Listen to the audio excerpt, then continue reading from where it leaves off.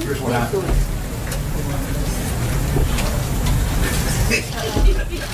Whenever you're ready, Jim. Sean, can you wait just a few minutes? Yeah, absolutely. You go ahead. Sean here. Whenever you're ready. Thank you to CNN viewers I'll sit down. around the world. Good to see you guys. Thank you. Good morning, everyone. It's nice to thank you. Well, appreciate the John Roberts fact checking from the seats. Good morning. Good afternoon. It's not my fault. It's on the paper. After receiving his daily intelligence briefing this morning, the president led a National Economic Council listening session with CEOs of small and community banks. Since 2008, the number of small banks has declined 30%. The dramatic increase in regulation following the financial crisis has been a major driving force in the decline of these banks. Dodd-Frank alone has resulted in 22,000 pages of new regulations. While large banks can hire armies of compliance officers whose sole purpose it is to ensure they meet the ever-growing number of regulations, it increases the cost of doing business for community banks, leading some not to engage in some forms of lending or simply due to the time and costs involved. Our community banks are key funding sources for small business owners, entrepreneurs, farmers, and ranchers across the country, many of whom can't qualify for traditional loans. They provide approximately half of all loans to small businesses. By reforming the regulatory system so that it is efficient, effective, and appropriately tailored, we will stop treating these critical institutions in our communities the same as banks that have exponentially more in assets, enabling them to engage even more with small businesses and entrepreneurs that stimulate local economies. The banks participating in this listening sessions are members of the American Bankers Association and the Independent Community Bankers of America. A full participant list is available to those who are interested. Yesterday, I noted the continued signs of good news in our economy in terms of hiring, and the morning reports showed that consumer comfort has risen to the highest level in a decade. I'm sure last night you also saw the report that illegal southwest border crossings are down by an extraordinary 40%, a significant deviation even when you consider the seasonal trends. These measures reflect that both the economy and the border are already responding to the president's agenda, even while we're still in the beginning stages of putting his policies in place. The country and the world are clearly ready and waiting for the change that the president campaigned on and is already delivering. Right now, the president is holding a legislative affairs lunch with OMB Director Mulvaney and key members of Congress on his plans for the federal budget and repeal and replace that we've talked about. This is just the latest opportunity to continue the dialogue between the president and members on Capitol Hill on turning his ambitious agenda into action. The strong relationship between president and congressional leaders will be key as the budget process moves along. As Director Mulvaney has been saying, our budget blueprint will be released in mid-March, and the president is working collaboratively with both his cabinet and Congress to create a budget that keeps the president's promises to secure the country and make the most efficient use of taxpayer money. In attendance at the meeting from Capitol Hill are Senator Crapo, the chairman of the Senate Banking Committee, Chairman Cochran, the Senate chairman of the Senate Appropriations Committee, Senator Mike Enzi, the chairman of the Senate Budget Committee, Senator Bob Corker of the Senate, the member of the Senate Budget Committee, Congresswoman Black, the chairman of the House Budget Committee, Congressman Thornberry, the chairman of the House Armed Services Committee, Congressman Jim Jordan of Ohio, Congressman Meadows of North Carolina, the chairman of the House Freedom Caucus, and Congressman Rokita of Indiana. Later this afternoon, the president will meet with former Secretary of Commerce Pete Peterson. Then the president has a meeting with Secretary of Homeland Security Kelly and the director of the CIA, Mike Pompeo. And finally, the president will make remarks to the Senate Youth Program around 4 o'clock today, a tradition that began with President Kennedy and has continued through every administration. The president's honored to be speaking to this distinguished group of young men and women who are interested in pursuing careers in public service. I also want to mention that right about now, the vice president is giving the keynote remarks at the Latino Coalition's Policy Summit. His remarks focus on the particularly negative impact of Obamacare on small businesses, many of who've been unable to hire more workers or were forced to scale down their operation due to high taxes and burdensome requirements that were imposed by the law. The president is dedicated to improving health care system for every American, including small business owners who have especially have had to suffer through complying with thousands of pages of regulations and rules. That's exactly why he's working with Congress to enact the American Health Care Act, which he was glad to wake up this morning and see approved by the House Ways and Means Committee. Also today, the President was pleased to see his ambassador to Israel, David Freeman, voted out of committee. We had hoped to see Seema Verma, who would be confirmed as the administrator this week as the administrator of Health Centers for Medicare and Medicaid Services at the Department of Health and Human Services. Unfortunately, Senate Democrats continue to unnecessarily delay her confirmation. At this critical time, while we're talking about health care, it's ironic that they refuse to consider someone with such amazing expertise in this area. Seema Verma has worked for over 20 years in health care policy. She has redesigned Medicaid programs in several states, including Indiana, Iowa, Ohio, and Kentucky. She's worked with governor's offices, state Medicaid agencies, state health departments, state departments of insurance, as well as private companies and foundations. She's unquestionably and uniquely qualified for her position, and especially now that health reform is at the top of the president's agenda, it's time to get her in place. This delay by Senate Democrats at this critical time is unacceptable. On a scheduling note for the weekend, the Vice President announced yesterday that he'll be in Louisville, Kentucky on Saturday with Governor Bevin. The Vice President's office will have further details for you on that trip as we get closer. Finally, I want to take a moment to acknowledge that today is the 10-year anniversary of the disappearance of former FBI agent Robert Levinson from Kish Island, Iran. The Trump administration remains unwavering in our commitment to locate Mr. Levinson and bring him home. The Levinson family has suffered far too long, and we will not rest until his case is resolved. And with that, I'll take your questions. Hallie Jackson. I got a couple of topics for you, if you don't mind. Of course. Julian Assange says the CIA has lost control of its entire cyber weapons arsenal. Does the president agree? I think, as we've commented before, there's grave concern that the president has about the release of national security and classified information that threatens and undermines our nation's security. Obviously, he believes that the systems at the CIA are outdated and need to be updated. We are not commenting on the current situation as is U.S. government policy, but I think the situation technology-wise at the CIA, the president's acknowledged, needs to be updated. The CIA put out a statement regarding the current situation. I would refer you to that. Two just follow-ups on that. Is he going to talk about that with Mike Pompeo today? He gets a daily briefing from the director, and I'm not privy to the contents of his discussion, but obviously issues of national security, including that, are probably something that gets discussed. And then some Republicans have said Julian Assange should be in prison. Does the president agree? I think the U.S. government had a position on Julian Assange's position in the past, and I don't see anything that's changed that. He has compromised in the past and undermined our national security, and I think I'll leave it up to the Department of Justice to further comment on their disposition of him. John. The second topic was on healthcare. Second two topics. So, interview, not press. The president tweeted just a little bit ago that he believes that healthcare is coming along great. We've also been watching Paul Ryan deliver a pretty lengthy PowerPoint presentation aimed at convincing Republicans to get on board this plan. Isn't that a sign that healthcare is not actually coming along great? I think anybody who's been in Washington for a few days or longer recognizes that any major piece of legislation takes a lot of explanation. The president's been very committed to talking to members of Congress. He had another meeting last night. Something as complicated as this that deals with 1/5 of our economy, and there was a major takeover of our healthcare system, isn't a simple thing. It's a major, complicated piece of legislation that's got three prongs to it, and this is the first one, the reconciliation piece that starts to chip away at finally repealing Obamacare. When they passed Obamacare, they rushed it so quick, they gave the then Secretary of Health and Human Services great authority to enact certain aspects of it.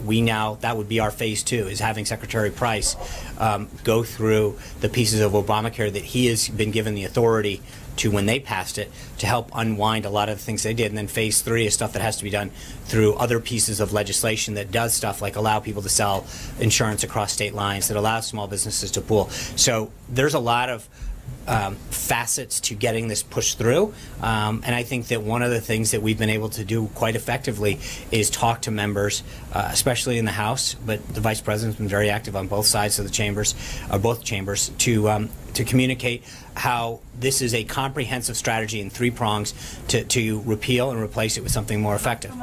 Will he, for example, roll back Medicaid expansion freezing until 2018? Would you support Look, that? Hallie, I think this is going through the process of it's working its way through Ways and Means. Today there's a markup in the House Energy and Commerce Committee, and I think that's where we're going to continue to see action in the House. And then when it goes to the Senate, the President will continue to engage very actively with the House and the Senate to get this done. Sean, what is... I didn't call it. Sean, thank you, Sean. New York City First Lady Chirlane McCray said in a statement that Donald Trump should keep his hands off women's bodies, women's health care, and Planned Parenthood, which has done just fine without President Trump's advice. I wanted to know what the response from the White House was on this. Well, I mean, with respect to Planned Parenthood, specifically, the president's very clear that he's pro-life. We've worked with them to talk about making sure that there's a difference between taxpayer funding of abortion and women's health services.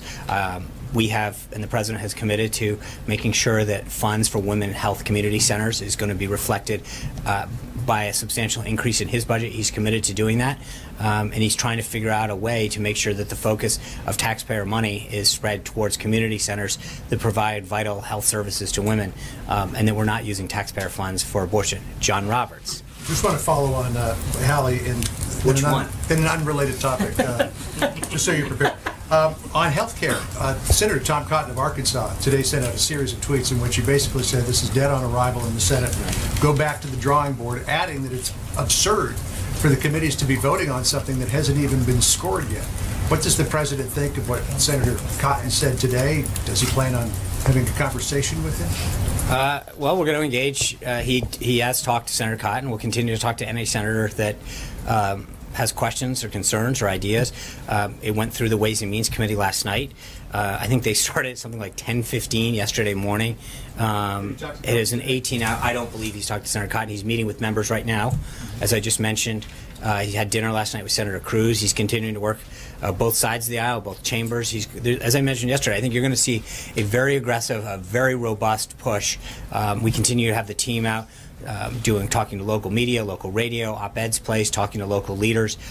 We believe that the more we talk about the comprehensive 3-prong approach that we have to doing a lot of the things that conservatives have talked about, to bring back cost containment, to get people to be more patient-centered in the healthcare decisions they make, allow more choices, is going to bring people on board. But the thing that's really interesting, John, about the current approach is that no matter where you are, especially on the conservative side, you cannot possibly believe that the current healthcare system is an effective program.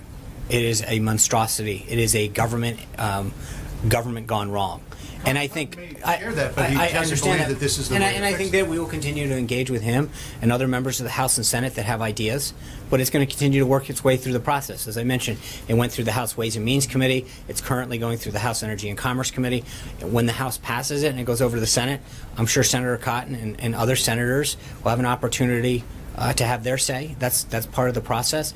We welcome his ideas and his thoughts, as we do with other senators. But the president has continued to do tremendous outreach, and our staff has continued to do that. Mick Mulvaney's been on the Hill. Vice President Pence had maintained a very aggressive schedule, as well as other members of the administration. And we're going to get this thing passed with all of their input and ideas. Was the president aware that Lieutenant General Michael Flynn was acting as a foreign agent when he appointed him to be the National Security Advisor? I don't believe that was known.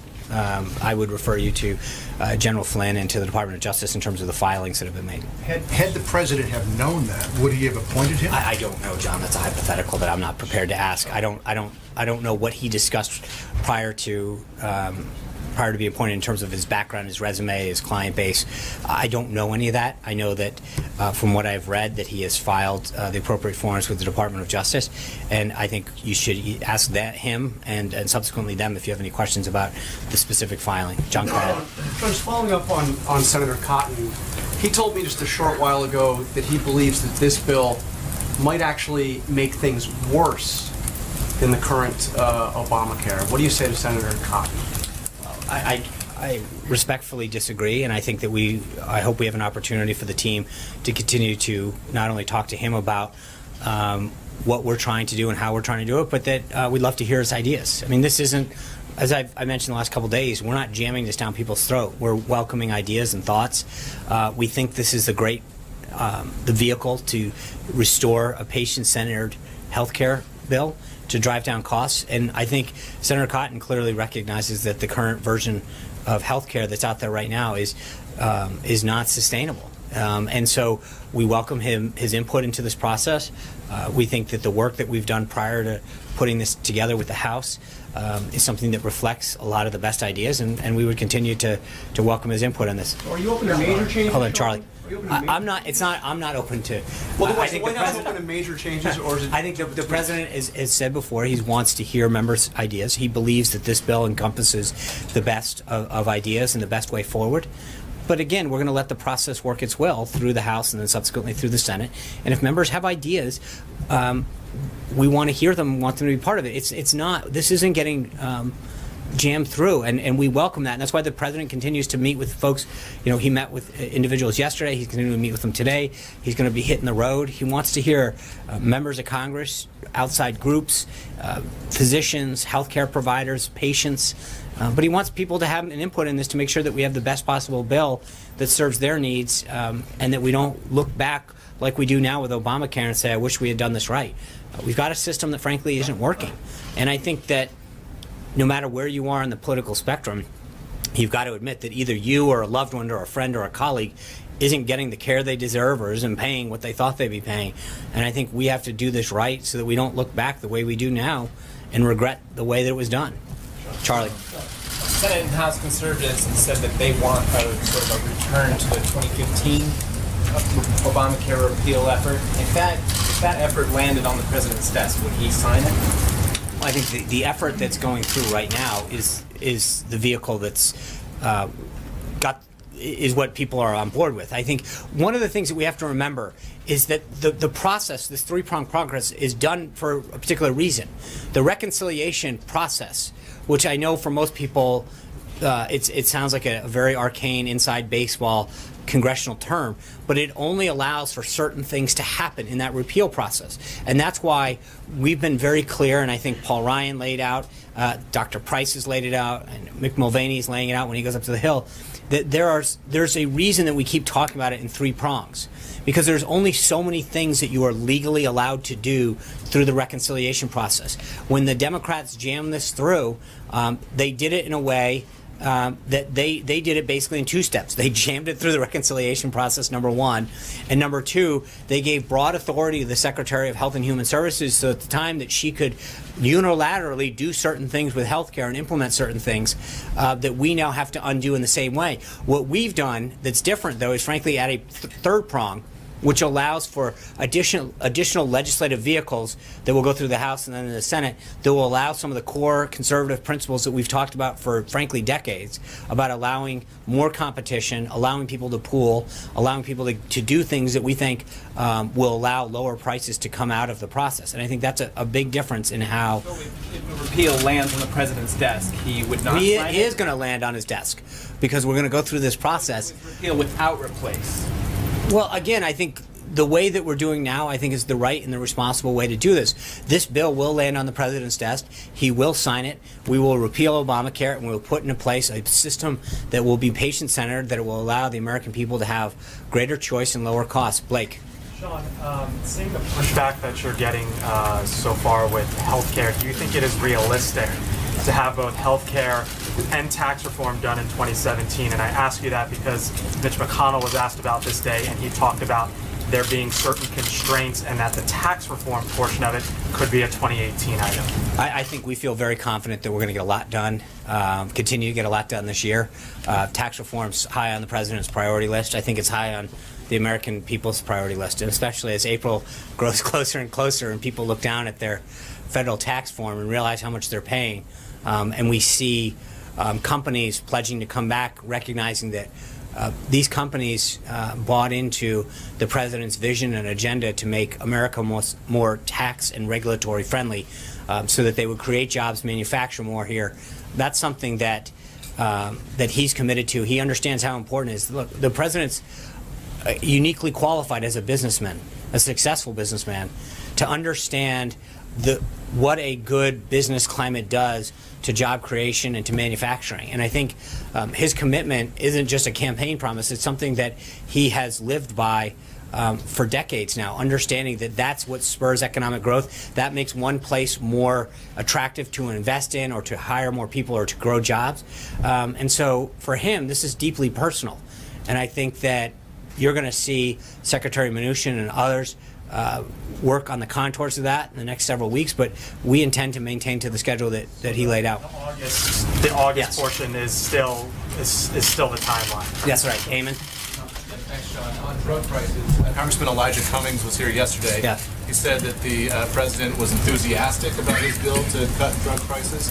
Is the president enthusiastic about that? And if he is, how much pain should drug companies be prepared to take here in this effort? Ironic that you're talking about drug companies and pain.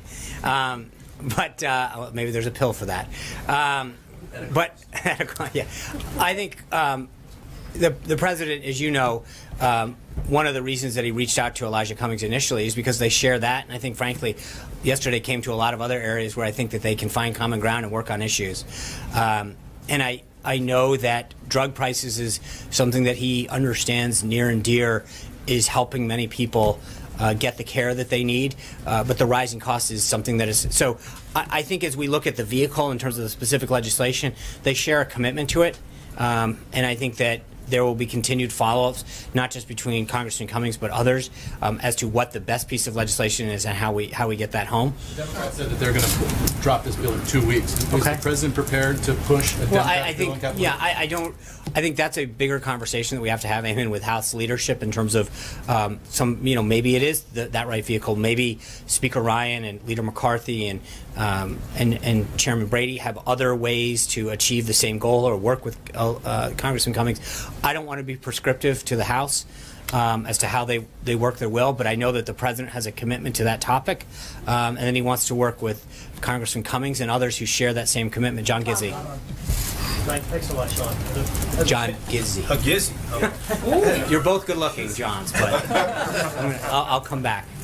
Thank you, Sean. 2 questions. And first, a Japanese news service is reporting this morning that the president will have a meeting with President Xi Jinping of China in April. Does this mean that there is a new meeting before their scheduled meeting at the G20 in July? I'm not going to comment on the president's schedule or foreign leader visits at this time, John. I think I've pretty much gotten that one down. Until I have something further for you, I'm just going to let you get on to your next question. All right, thank you. Going back to the meeting and to your opening statement about the banks, in the last campaign, candidate Trump campaigned hard on restoring the Glass-Steagall Act, which would put a barrier between commercial and major investment banks. It, of course, was repealed in 1999, and the repeal signed by President Clinton. Senator Sanders campaigned on this as well, noted that it was in the Republican platform in Cleveland, and said in December he'd be happy to work with the Trump administration on restoring Glass-Steagall. Is there any plans for the president to meet with Senator Sanders, and is repeal of Glass-Steagall on his agenda? There's no current schedule to meet with him. I'm sure that, as he has done with several other members of Congress from both sides of the aisle, that at some point that will be scheduled. We don't have anything on the books for now, but look, he's shown, and I think yesterday was another example, today another example of his willingness to reach across the aisle, his willingness to look into both chambers and, and not just business, but labor unions and other industries where we can find common ground. I think if Senator Sanders and others want to work with the White House on areas of ways that we can improve the financial industry, we're going to do that. So. Still committed to restoring Glass-Steagall? Yes. Aaron. I On infrastructure, can you give a sense of timing, where it is on the priority list, and if these new reports that say that the infrastructure in the nation is in really bad shape, does that give it new urgency? I think the president mentioned in the joint address, I think we're looking at a public-private partnership as a funding mechanism. There's a lot of work being done behind the scenes, and I don't want to put a timeline on that. Obviously, as I just mentioned to Blake, we're currently dealing with the repeal and replace of health care. I think we need to move on to tax reform, but that is definitely somewhere that we're trying to figure out how to move that vehicle. There'll be further discussion of that as we get closer to the budget as far as where that fits in to the piece. John Decker. Thanks a lot, Sean. The president had this meeting last evening here at the White House with some conservative groups. Yeah. Out of that meeting, can you tell us whether the president was successful in twisting arms, getting these conservative groups to back this particular health care bill? And just separately, I see on the president's campaign website that there is an event, a campaign-style rally planned in Nashville, Tennessee for next week. Can you confirm that, and why did you choose Nashville, Tennessee? There's a Democratic congressman that represents Nashville. It's Jim Cooper. Are you hoping to get some Democrats behind this bill? So on the first part of that, you saw a lot of the statements that came out last night from some of the various groups. They were very encouraging. Their guiding principle is we want to get to yes. I think one of the things that's really interesting, and I addressed it earlier, is that there's a lot of members, a lot of interested parties, a lot of groups that haven't fully heard the three-prong approach. And I think Speaker Ryan did a phenomenal job today of really laying this out. Dr. Price has done a good job. That people need to understand the totality and the comprehensive nature of this, that there are three pieces of it. And I think what happens sometimes is that the reconciliation piece of this gets lost as defining the totality of it. And people need to understand the two other pieces that achieve many goals that healthcare advocates and conservatives have fought for a long time, that allow greater competition, that allow small businesses to pool those resources together. But there's a lot of things that occur in phase 2 and phase 3 that help bring down cost and create greater choice.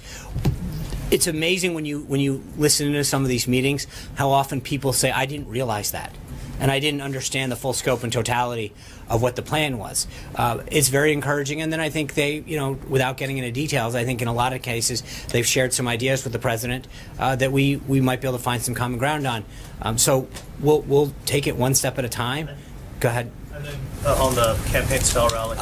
I would refer that question to the campaign. I think the president's going to be traveling next week, and then but there will be the details of that are listed on the campaign site. There is going to be, I think, additional travel announced for next week on the official side, and as we get closer to either the end of this week or the beginning of next week, I'll try to have more for you. Katie. The president promised to immediately terminate DACA when he got in office. Right. It's been nearly 7 weeks tomorrow, and he still hasn't done it. Can you definitively say if he's going to get rid of DACA, and if not, is he giving them legal status, and what's the plan for Dreamers? I think, Caitlin, we've talked about the status of that and how many steps we have to go through on immigration. In the past, I think we've made significant headway in achieving the president's priorities of starting the wall, driving down illegal immigration. The numbers that came out last night show that even when seasonally adjusted, we see a 40% dip in the people crossing our southern border. That's a very promising sign. That being said, the executive order, the second one, there was a lot of effort put into making sure that was rolled out effectively and achieved the goal of protecting the country that the president sought out to do initially. So we're continuing to take steps on immigration, both legal and illegal immigration, and as I've mentioned in the past, we'll have more as we go forward. So he does still plan to get rid of DACA? I think the president's been very clear about how he plans to address immigration as a whole, both legal and illegal. Katie. Sean, the president's been meeting with conservative groups, but there's also opposition on the left. Does he plan to? He brought bipartisanship to Washington finally. Does the president plan to meet with groups like the AMA and AARP, which supported Obamacare but are not supporting this bill? I don't. It'd be ill-advised for me to start saying who he's going to, but I think that what we've shown over the last couple of weeks is the president's willingness to meet with individuals, senators, groups. So I don't want to rule in who's going to meet or out, but I think that I've said before with respect to members, and I'd say it again with respect to groups, that I think if people have ideas that will help provide a more patient-centric healthcare system that drives down costs, the president and the team here will be willing to meet with them. So I don't want to be prescriptive in terms of telling them who they have to meet with. Their day is pretty busy right now with the Hill, but I will get back to you on some of the other groups that they're going to meet with, and we'll go from there. Brian. Two quick questions. One, this morning at the National Press Club, a local business in D.C. filed a Superior Court of suit against the president and regarding the Trump Hotel. And I don't expect you to speak to that issue specifically, but their feeling was that as much as this administration has supported small business, couldn't he divest himself from this and support small business in the district? First question. I'm really not sure how would he, in terms of what? Well, there's 25 small businesses, restaurants in the area, and they're saying that the Trump Hotel is taking all that business away from them, and couldn't he walk away from it and help out the small business in the district? As far as the president's, obviously the president has made very clear in that December press conference at Trump Tower, he doesn't have conflicts, and he's done everything in accordance with the guidance that he was given and gone well beyond what he ever needed to do. But obviously, you can't. Your name's on certain things, and that's a very big difference in terms of some of the properties that he owns. But he understands the importance of small business. That's why we're meeting with community banks this morning to talk about the lending that they need, whether it's small business, entrepreneurs, farmers, ranchers throughout the country. He understands the role of small business in our economy. And how many jobs they provide, and I think he's been a champion of it. April. Second question was, in his speech before Congress last week, he said it's not too much to dream that at some point in time, and I'm paraphrasing, RP could be on foreign soil, I'm guessing other planets. With the NASA budget being released yesterday, I believe, is there a major initiative by this administration for space exploration, or is that we're just talking dreams? Yeah, I'm going to let Director Mulvaney get into the details of the budget next week, or whenever that. I'm trying to remember the calendar here. But when the director comes out, he'll talk about the specific funding levels. As you know, we're in the middle of this we call pass-back provision, where we've sent them some top-line numbers. They're sending us back their recommendations and their observations and edits and questions with respect to their budget. So we're going to take this one step at a time. I mean, when he said... No, he's obviously, he's very keen on America's role in space, and I don't want to get into specific budget priorities or numbers until we're ready to release them. So, John, I'm sorry, April. Remember that. It's very important. I know, I saw the hands. Yes. So, Sean, just really fast, following up on John, we're seeing the campaign information for next week in Nashville. You said something about talk to the campaign. Who's the campaign? I'll try to help get you a name. There is a campaign infrastructure still in place. It would be inappropriate for me to be commenting on campaign activities from the podium. So there's a website up, the same one that was on during the campaign, and I would suggest that you utilize that. But I'm only here as an official in the government, so I don't want to get into that. Now, yesterday, going back to Congressman Cummings, you talked about some other issues that they talked about in that meeting, but they found common ground. They talked about, and then I want to hit two issues. The voter irregularities, voter fraud, and voter suppression.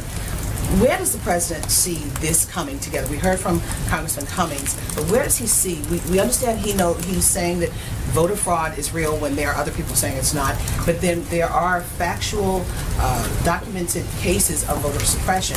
So how is there a marrying of that in this president's eyes? Well, I think that's why he's asked Vice President Pence to look into it.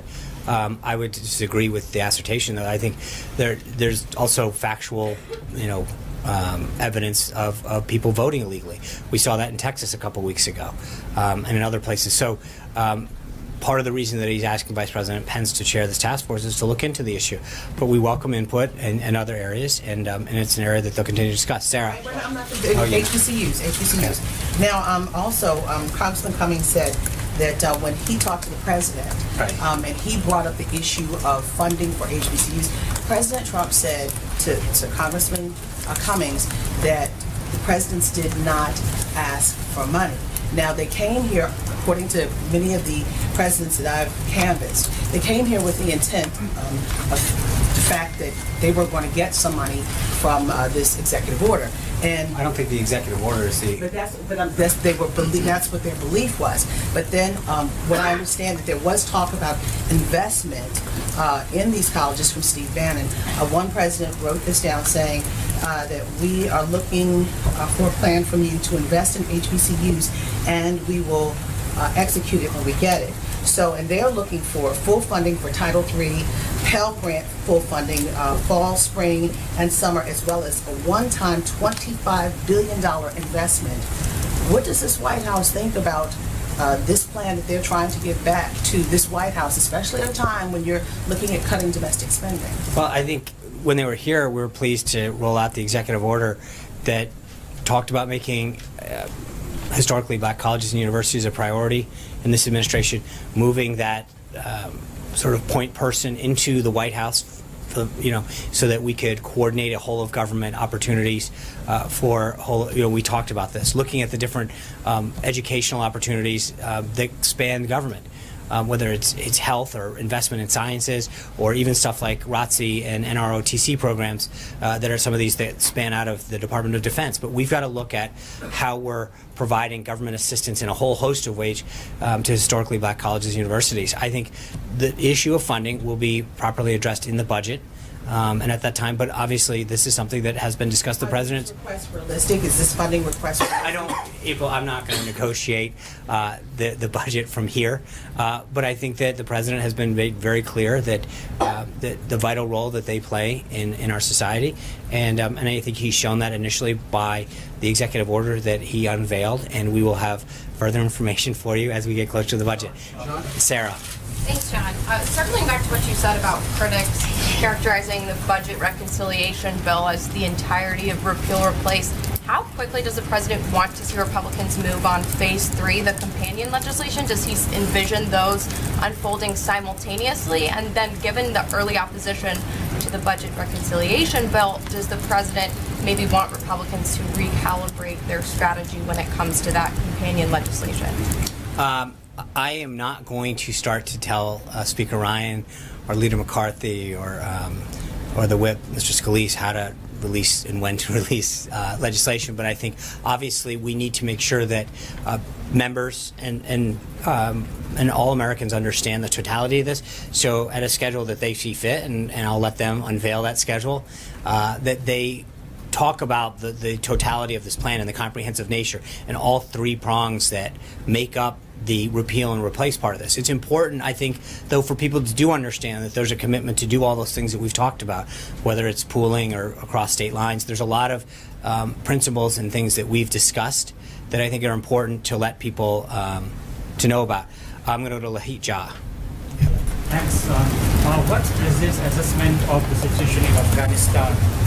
What is the assessment of the situation in Afghanistan? Because there has been series of terrorist attacks there, and does the President plans to send additional troops to Afghanistan? So on troops, I refer you to the Department of Defense on that one. I think we are in the middle of a comprehensive review on our policy in Afghanistan, that working with our Afghan partners and the Department of Defense and our key military leaders to create an approach to address Afghanistan, to defeat ISIS.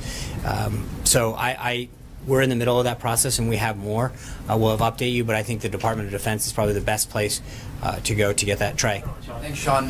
Today, hundreds of U.S. Marines were deployed to Syria. So I'm wondering, how involved was the president in that decision-making process, and is this part of his wider anti-ISIS strategy? Obviously, the president was made aware of that. This is something that was done in consultation. He understands the regional issues that need to be addressed there. And again, I'd refer you back to the Department of Defense on that. Vivian. Yeah. Sean, thank you. I have a follow-up question to Haley's first set of questions on WikiLeaks. My question is, the Republicans are calling for Julian Assange to, be in jail or be arrested. Mm-hmm. What about the tech companies that he says that he will work with to give them these CIA hacking techniques? Should there be any legal repercussions for tech companies willing to sort of embrace and use this technology that you're taking a stance against, if you will? So, number one, I'll go back to the statement that we don't comment on validating or authenticating allegations of this sort as a U.S. government, in terms of U.S. government policy. I will say that, you know, the president obviously feels deeply concerned about anybody, an individual, anybody that seeks to undermine the national security of our country. I don't want to, you know, stay within my purview here, but I do think that I would check with the Department of Justice in particular about if a program or a piece of information is classified, it remains classified regardless of whether or not it is released into the public venue or not. And so I would just suggest that someone consult with them regarding the legal repercussions of any individual or entity using any piece of still classified information or technique or product that hasn't been declassified. There's a reason that we have classification levels, and that's to protect our country and our people, and that's something that we have to maintain regardless of how it's let out. Zeke. Two questions for you. One, back to General Flynn. How concerning is it to the president and to the White House that a registered foreign agent was selected to become was the national security advisor for a brief period of time? Look, I think this is what he did for a living. I mean, he talked to, you know, and as the president said in the press conference, talking to individuals that are within the realm of the duties you're going to perform is part of your job. He's being compensated. I understand that, but he was being compensated. He wasn't part of. He wasn't. Being compensated as part of the transition, as far as I'm aware, and so he was a private citizen at the time. And when you're a private citizen, you're allowed to engage in legal activities. I don't have anything further on that, but I think there's nothing nefarious about doing anything that's legal as long as the proper paperwork and is filed. Yeah, Sean, just real quick, it was just several reports out of the State Department from our colleagues there that on Secretary Tillerson's upcoming trip to Asia, he will not be taking any press with him on that trip. That's a breach of precedent, certainly, of the last several bipartisan administrations. Is it concerning to the White House that the administration's foreign policy might not be effectively communicated to the American public and around the world because there isn't a press corps with the Secretary of State? Yeah, this is the first I'm learning of it. I'd be glad to follow up with you, Zeke. I don't know that. I think you all know that we have been a very transparent administration in terms of access to the president and his activities here. I'd be glad to follow up with the Department of State and follow up that you can share that with your colleagues. Margaret? Sean, yesterday you said there's no reason to believe there's any type of investigation with respect to the Department of Justice. Did the Justice Department give you that assurance? Because they're telling the New York Times they did not. I'm not aware of it, but that's my point, is that we're not aware of anything, and that's why... You've been told by the Justice Department that there is no investigation. No. So there might be one. You just don't know. No, I said, right, I said I'm not aware, and we're not aware, and that's why we want the House and the Senate to do what the President has asked of them, to look into this, but no, we're not aware. To discover if there is an investigation. That's part of the to look into the situation. The Justice Department is saying, though, that they never gave you the assurances that you gave us. Okay. No. What the assurance I gave you, Margaret, was that I'm not aware, and that is 100% accurate. So when you said no reason to believe, it was I'm not aware if there's an investigation. Right. I mean, I don't know that they're not interchangeable. I'm not aware. I don't believe. Look up in a thesaurus and find some other ways, but I don't know that there's a distinction there that's noteworthy. But we're not aware. I don't believe that exists, and that's based on that I've not been aware of. I mean. But that's the answer to that. When someone's asking me if I'm made aware of something and the answer is no, then the answer is no. Well, the question was whether he was the target of a counterintelligence. Right, and the answer is we're not aware. I don't know how much clearer we can be on this. So it's just that the White House is not aware if the president is the target of a counterintelligence probe. Correct. I'm not sure what we're dancing around the same question. Well, because I think yesterday when you came out and corrected and clarified, people took that as a definitive answer that in fact that was not the case. No, it means we're not aware. That should be the definitive answer, Vivian. Sean? Thank you. I have two questions, but a really quick follow-up to Zeke's. So can you that's elaborate? 3. 2.5. So can you elaborate a little bit on to what extent Michael Flynn was involved in shaping the current Turkey policy for President Trump? I mean, was he engaging with the Turkish leaders? And I don't have anything on that. Okay. You can contact the NSC on that. I'm not aware Okay, so for my two real questions. First, is there any official response to the lawsuit in Hawaii over the revised travel ban? I think we feel very comfortable that the executive order that was crafted is consistent, and we're going to go forward on this. But I think, by all means, I don't want to. We feel very confident with how that was crafted and the input that was given. Okay, thank you. And the second thing is Nigel Farage was at the Ecuadorian embassy in London today, where Julian Assange happens to be staying. We don't know if they met or not, but was he there? I mean, he's a close ally of President Trump. Was he there in any official capacity? I don't keep his schedule. Was he delivering a message? Do you know if there was contact no idea. on that? No, I have my own concerns here, keeping track of what everyone's doing. I generally don't worry about what's going on across the pond. Jonathan. Thank you. You already gave me one, but just to follow. But do you? I'll take his. Wow. All right. I'm sorry. Hey. But on front, the question is not what Farage was in there. But can you tell us he just wasn't there on behalf of the White House? Sure. I don't. He is not. I'm not. This is silly. I really don't think asking where random foreign leaders are and whether or not they're there. I'm sure he was there doing whatever on behalf of either the British. He's a member of. Okay. Okay, I understand that, but I'm not. I don't keep his schedule. I'm not sure. Julie. Thank you, Sean. Two questions on two different topics. First, Treasury Secretary Steve Mnuchin sent a letter to Congress saying that Congress should raise the debt ceiling. We know that the Office of Management and Budget Director Mick Mulvaney, when he was in Congress, he voted against raising the debt ceiling multiple times. So. Is Mulvaney going to support the raising of the debt ceiling, and does the president support that, and is he going to push Congress to do that? I think we've got a few months to do that. I think the Secretary was making Congress very much aware. We've now been in the White House 6 weeks. We're approaching the 50th day here of this administration. I think we are trying to deal with the situation at hand. Part of the reason that the president has addressed a budget the way he has is to try to get our nation's debt deficit and budget in order. I think he's continuing to show a tremendous respect for taxpayer money, the way we spend money and bring it down. But obviously, there's certain things that are a little beyond our control when we walked into this building, and we're going to work with Secretary Mnuchin and Director Mulvaney to address this issue, and obviously work with Congress. Second question on another cabinet secretary. Scott Pruitt said today that carbon dioxide was not the primary contributor to global warming. That obviously is at odds with the global scientific consensus.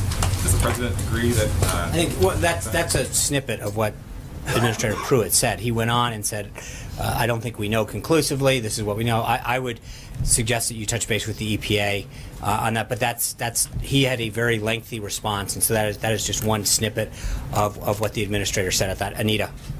Two things. One, I think you mentioned at the top, but I'm not sure, that apprehensions were down across the border. There was a question yesterday about the wall. Is the wall still needed if the apprehensions are down? I think so, sure. The president was very clear. It's not just needed. The president committed to doing it to the American people. And I think while we can have a good month, and I think we'll see if that continues, that the president made a commitment to the American people to make sure that that this isn't just an anomaly, and that while they may be down, I think we have to do what we can to protect our country, both in terms of national security and economic security. So it's, of course, still needed, and it's a commitment that the president made. And I think one of the things that the American people, regardless of where they stand across the aisle, appreciate about this president is he's a man that has kept his word. He made commitments to them, and he's fulfilling them to make the country better. Go ahead. Sean, I said there was a second one. I'm sorry, you did.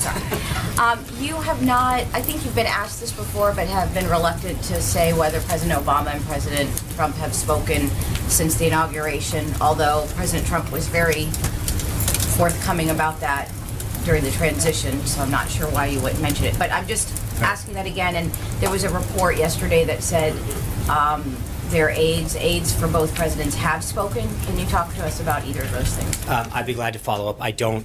Unfortunately, I did not ask the president whether or not he's spoken. I'll be back tomorrow. Can you follow up? Yes, I can. About the aides? I will. Okay. Thank you. I keep my word too. Okay. Go out. Okay. Well, go ahead. Stealing one all the way to the back. Actually, it was me. Lost your shot. Look at that. Can you tell us about the policy now on Guantanamo, how it might have changed, where things are with that? Where what, please? On Guantanamo. Yeah. On whether the Guantanamo will be expanded, whether detainees will be brought to Guantanamo, whether they'll be transferred out, just where things I don't. I think that I don't have anything to announce with respect to its expansion or its expansion use. But I think the president has commented on the importance of Guantanamo in the past and the need to maintain that the people who are there are not people who seek to do anyone good. They're there for a reason. And he has no plans to close it, if that's what you're asking. As far as the future use goes, in terms of expansion, I don't have anything to comment on this time. All the way back. Yeah. Go ahead. You got it. Go ahead. All right. No, Goyle. You keep trying to steal his question. Thank you, Sean. Two questions, please. One is that as far as the attacks on the Indian American communities across the nation, they are not new. It happened in the past also, but Indian American community recently have been having candle visions and prayers and all kind of those things, and also Indian ambassador met with the State Department officials and also with President Trump recently. So any presidential message for the Indian American community, how to stop these attacks against them? I think with respect to, are you talking about the event in Kansas City specifically? Another one also. Yeah, I think the president, whether it's the event that happened in Kansas City, other events, the attacks on Jewish community centers that continue to plague us. We saw another report this morning of some unfortunate activity. I think we've got to continue to call it out. We've got to continue to root it out. We've got to continue to engage law enforcement at whatever is the applicable level of law enforcement, depending on the event. But it's something that I think all Americans should be outraged and disgusted by and stand up for the principles that unite us. And that's what the president spoke so eloquently about during his joint address, and made it very clear that while certain policies may divide us as individuals, there are certain principles that can unite us. John Frederick. And second, sir, my question, please, I'm sorry. As far as the U.S.-India relations are concerned, they have been great in the past, and now we have two businessmen in India. Prime Minister Modi is also a businessman. Here we have President Trump, of course, a great, successful businessman. So recently, high official visits have been going on from India to the U.S., meeting the Trump and President Trump administrations or officials, including Foreign Secretary and Commerce Secretary and among others, and also from the Energy Department from India. So where do we go? What is the future of under President Trump administration, U.S.-India relations, economically, trade, and bilateral, among others?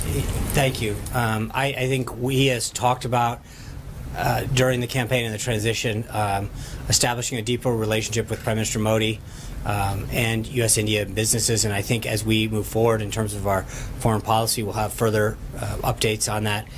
But he, as you know very well, he spoke very clearly and frequently about the relationship that we have and hope to continue to grow with India. John Frederick. Sean, thank you. During the campaign, President Trump was not shy about his desire to get the United States out of these Middle Eastern wars. Yet, as a question earlier, we just sent 250 Marines into Syria.